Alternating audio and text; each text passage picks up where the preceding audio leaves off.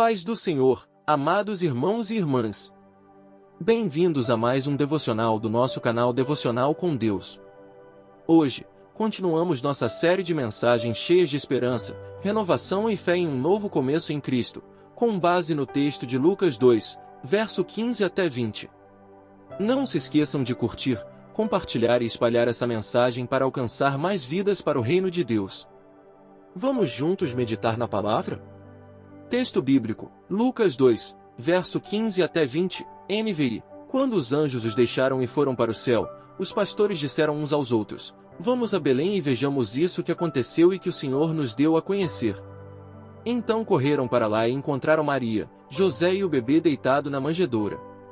Depois de o verem, contaram a todos o que lhes fora dito a respeito daquele menino, e todos os que ouviram o que os pastores diziam ficaram admirados. Maria, porém, guardava todas essas coisas e sobre elas refletia em seu coração. Os pastores voltaram glorificando e louvando a Deus por tudo o que tinham ouvido e visto, como lhes fora dito. O Evangelho de Lucas foi escrito pelo médico Lucas por volta de 60 a 70 depois de Cristo. Ele era um colaborador próximo de Paulo e dedicou seu Evangelho a Teófilo, com o objetivo de relatar a vida de Jesus de maneira precisa e detalhada. Este texto específico narra um dos momentos mais marcantes da história, o anúncio do nascimento de Jesus aos pastores e a visita deles à manjedoura. Os pastores, que eram trabalhadores humildes e marginalizados na sociedade judaica, foram os primeiros a receberem a notícia do nascimento do Salvador. Isso demonstra a graça e o alcance universal do plano de Deus, conforme profetizado em Isaías 9:6, porque um menino nos nasceu, um filho nos foi dado, e o governo está sobre os seus ombros. E ele será chamado Maravilhoso Conselheiro, Deus Poderoso, Pai Eterno, Príncipe da Paz. Este episódio revela o cumprimento das promessas messiânicas e nos lembra de que Jesus veio para todos, independentemente de posição social ou circunstâncias. Pontos de observação, erros a evitar. Primeiro, ignorar a mensagem de Deus. Os pastores ouviram a mensagem dos anjos e imediatamente foram verificar o que lhes fora anunciado. Muitas vezes, ignoramos as mensagens de Deus em nossas vidas por estarmos distraídos ou indiferentes. A palavra nos alerta em Hebreus 3, verso 15. Hoje, se ouvirem a sua voz, não endureçam o coração. Não cometer esse erro é crucial para experimentarmos a plenitude do que Deus quer realizar em nossas vidas. Segundo, compartilhar as boas novas. Os pastores não apenas viram o bebê Jesus, mas compartilharam a mensagem com todos. Às vezes, deixamos de compartilhar o que Deus tem feito por nós, por medo ou vergonha. Em Mateus 5, verso 14 e 16, Jesus nos lembra: Vocês são a luz do mundo. Não se pode esconder uma cidade construída sobre um monte. Ponto. Assim brilhe a luz de vocês diante dos homens.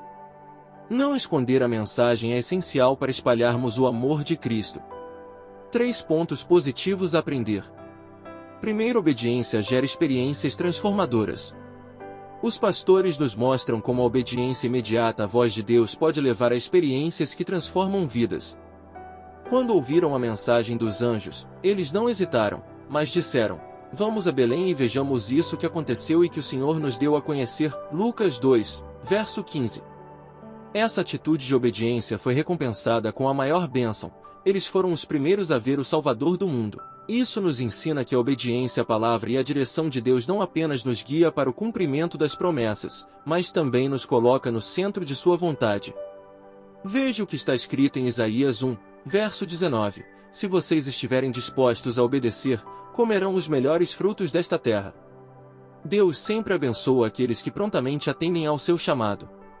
Assim como Abraão foi chamado a sair de sua terra para um lugar que Deus lhe mostraria, Gênesis 12, verso 1 até 4, e obedeceu, ele se tornou o pai de muitas nações.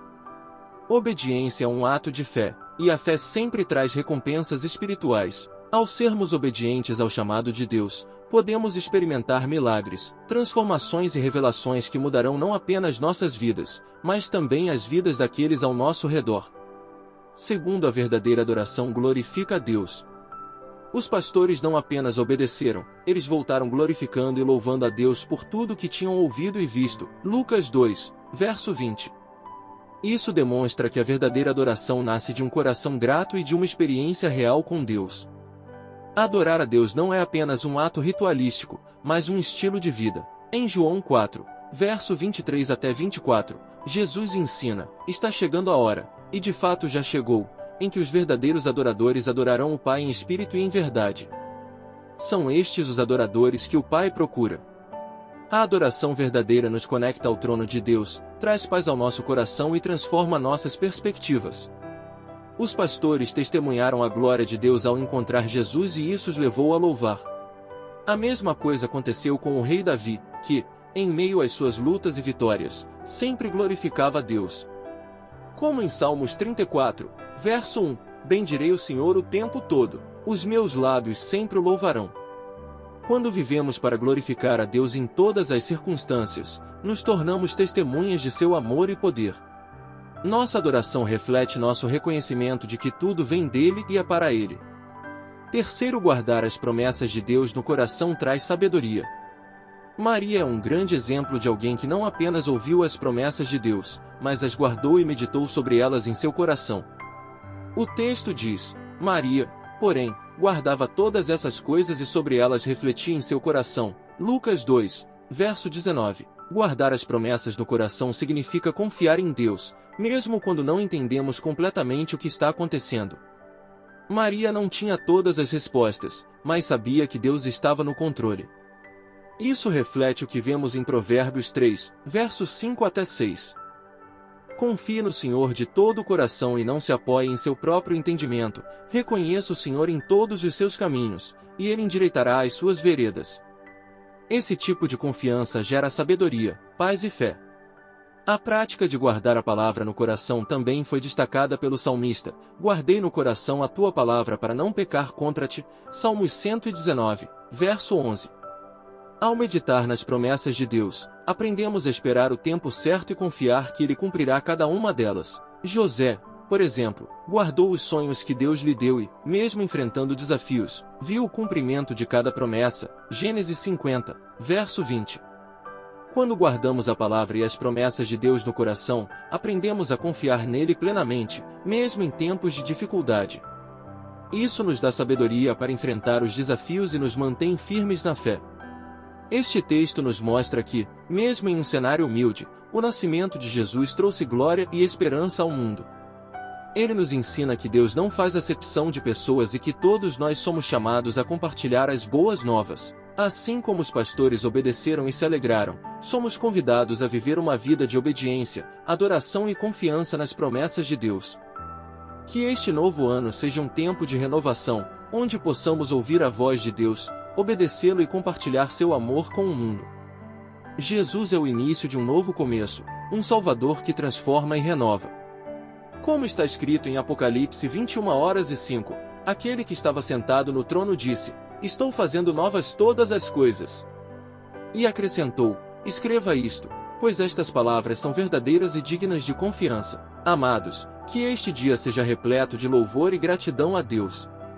Jesus nasceu para trazer vida, luz e salvação. Deus abençoe, amamos vocês. Até a próxima!